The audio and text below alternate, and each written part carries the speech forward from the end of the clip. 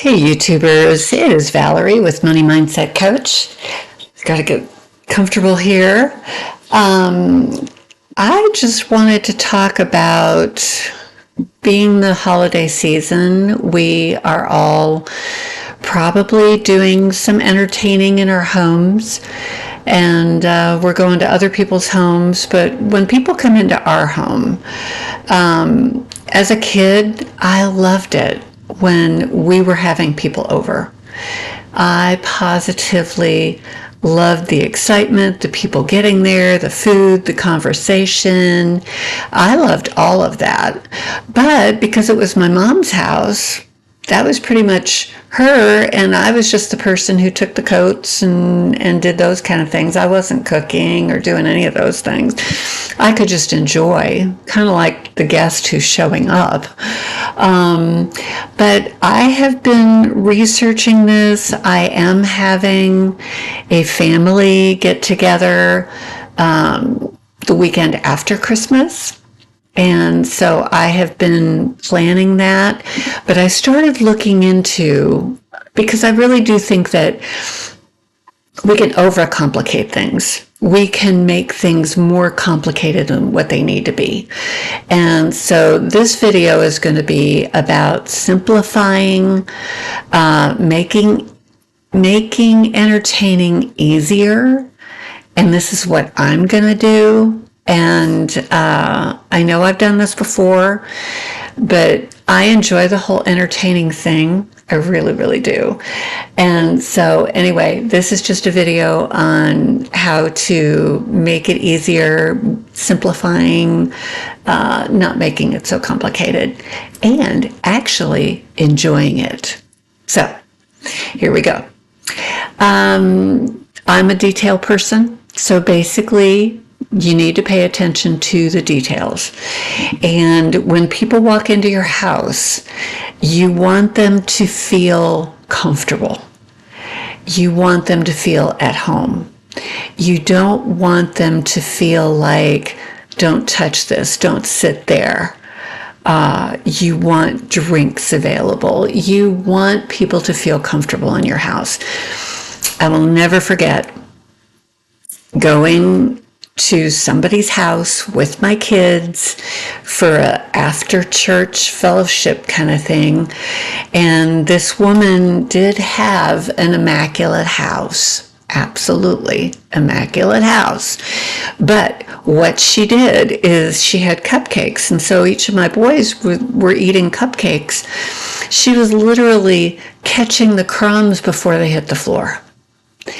And I'm sorry, but that made me and my kids and my husband uncomfortable.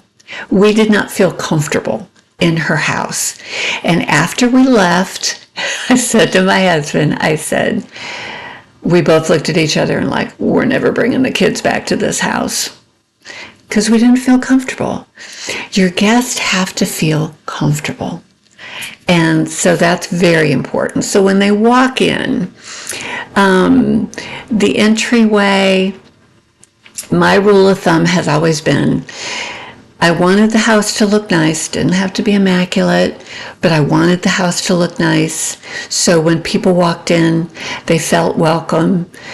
It wasn't a pigsty. Because to me, in my head, if I go to somebody's house and their house looks like it's trashed, well, what does that say to me as a guest? Well, gosh, they didn't even care enough to clean their house up. But you don't want to go the other way and have such an immaculate house that nobody feels comfortable even sitting down on the furniture. Don't want to do that. So your lighting has to be important. Especially now with it being kind of gloomier and not so sunny. Somebody comes into the house, you want your lamps on. That gives a nice ambiance to your house. It warms it up. And I like the softer light bulbs that are more yellow. I don't like the real bright white ones because they don't make you look all that great. So I get rid of those. You want it to smell good. Now, you do have to be conscious of someone who maybe they can't deal with candles. My dad really couldn't deal with candles, and my sister can't deal with candles. So, you don't want to do that. You don't want to overpower people with a smell, but you do want the house to smell nice. You don't want it to smell like cats or dogs, Even if people have animals and they come in, they don't want to smell that. They really don't. Touch points. I basically clean the wall switches, the doorknobs, anything that someone coming into your house could touch for some reason or another. That's always a good thing to do when you have a lot of people over. Hide and organize. There's plenty of things. You don't need everything out. In my kitchen, I will put into a cabinet the things on the countertop that maybe are there all the time, but don't need to be there for this group of people that are there. So put them in a cabinet. Put them someplace else. Put them in a closet. Nobody's going to see them. Close the doors to rooms that your guests aren't going to go into. Basically, in my house, it's my living room. My living room is going to be used by my guests, my kitchen, my dining area, and my bathroom. Now, one bedroom, and this is a typical thing, if you don't have a big front closet, or if you don't have a front closet at all. I don't have a big front closet in this particular house. So a lot of times what people will do is designate a bedroom that people can put their coats on and put their purses in there. And so that's another room that is accessible to your guests. But other than that, you don't want to spend time cleaning a part of your house that your guests are never going to see. It's like studying for a test and studying the things you already know. There's no reason for that. Just worry about the things you don't know. In your house, only clean what you have to. And that makes it pretty easy. You can use baskets or bins to gather clutter and put it somewhere. Put it in that bedroom that you have the door closed to. Just do that. Final touches. Do a quick walk through your house to look at it as a guest and look at it like that. And that's a good thing to do. Just look at it, walk through your house as if you're a guest coming into that house and see what you see. You might see something else that needs to be put away. But you basically just want to keep it simple. And when it comes to the cleaning of those areas, basically in your living room, common areas, basically, you're going to want to dust the furniture and the shelves, the electronics, vacuum, sweep the floor, fluff the pillows. Basically, I have a couch that I bought 5.5 years ago, Lazy Boy couch. The material on the cushions is not wearing very well, and I'm not really happy with it because I have a recliner that is 35 years old. That's a Lazy Boy, and it still looks like it did 35 years ago. So I'm really not happy. I don't know what's going on with Lazy Boy, but I'm not happy with them. But what I do, I have the ratty side of the cushions up all the time because my dog is up and down on my couch and stuff, so I don't care. But when company comes, I turn the cushions over. And so the nice side shows. So that's what I'll do. I'll do that. In the kitchen, wipe the countertops. Wipe off the appliances, the cabinet faces. A lot of times, where your coffee maker is. Maybe you've spilled some coffee down the front of the cabinet. Sometimes we don't even, especially the bottom cabinets, we don't really get down on that level to realize that maybe they're not as clean as what they should be. So that's a good thing. Get down there and look, and then you will see. And then just wipe those cabinets off. Wipe off your refrigerator. I usually have a lot of paper on my refrigerator. I put my IRA statement, I put my mortgage statement, I put a bill that I need to pay. I put everything on the refrigerator because it's visible and I see it. But when people come over, I do have a lot of magnets on there too, but I will take all that paper off and I'll put it in my office, this office, and I'll put it in there and clean off the refrigerator so the refrigerator looks good. I will do that. Maybe even the top of the refrigerator, because you might have some tall guests that might be able to see on the top of your refrigerator. And a lot of times we tend to put stuff up there and we tend to forget about it. So it's a good time to clean off the top of your refrigerator too. That is very true. Try to have your sink empty. When I'm cooking and I'm making something, I wash dishes as I'm doing it so they don't pile up. So when people come, they're not going to be seeing a bunch of dirty dishes. So that's a good thing. I don't have a dishwasher. I am the dishwasher. So that's how I do it. Take out the trash. Nobody wants to see a full trash can. So before your guests come, take the garbage out, have a fresh bag in there. So there's no smell. There's no smell coming from your garbage. Sweep the floor, obviously. In the bathroom. The bathroom, I only have one bathroom here. So have a candle burning if you know that everybody that's coming is okay with candles. Have a candle burning in there. That makes it nice. Make sure that sink is clean. Put a clean hand towel right there. Make sure that that's very fresh before people get there, so it's not been used. That's a good thing. Restock the toilet paper. I have one of those things that has like a tower kind of thing.